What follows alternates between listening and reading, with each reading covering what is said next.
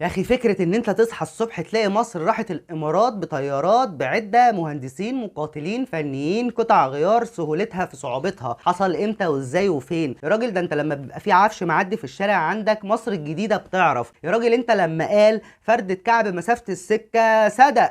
عبد الفتاح السيسي دلوقتي هو اخطر رجل في العالم، بيعيد اتزان الشرق الاوسط حرفيا.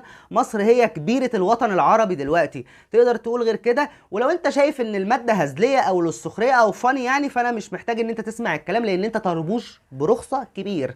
ليه؟ لان احنا كنا واقعين في روبة، كنا رايحين في داهية. مصر اللي كان عليها العين والنني 2011 2026 ربنا كرمنا، اقسم بالله اخر كرم. عارف ليه؟ من رحمة ربنا وفضله علينا ان هو جاب لنا عبد الفتاح السيسي ان هو يحمينا.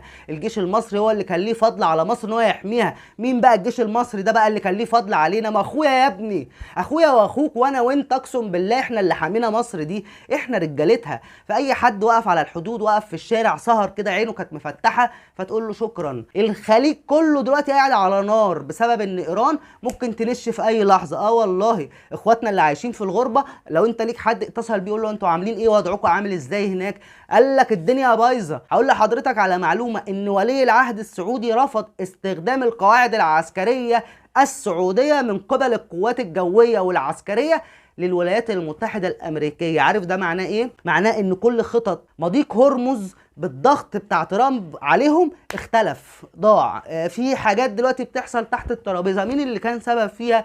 ان انت عندك ردع قوي. مصر مش هتدخل حرب عشان حد، ولا امارات ولا سعودية. مصر هتحل على الترابيزة، هتحل دبلوماسي، هتحل سياسي. مصر عشان تدخل حرب عشان سينا، عشان قناة السويس، عشان حلايب وشلاتين، عشان سد اثيوبيا. مصر تدخل حرب عشان المحاور والامن القومي بتاعها، غير كده ما عنديش كلام يتقال. فانت لو شايف ان الكلام ده هزار او ضحك او اللي انت بتقوله يالا اللي انت بتتكلم فيه ده، والله العظيم ثلاثة يبقى انت فعلا محتاج تبص بنظرة.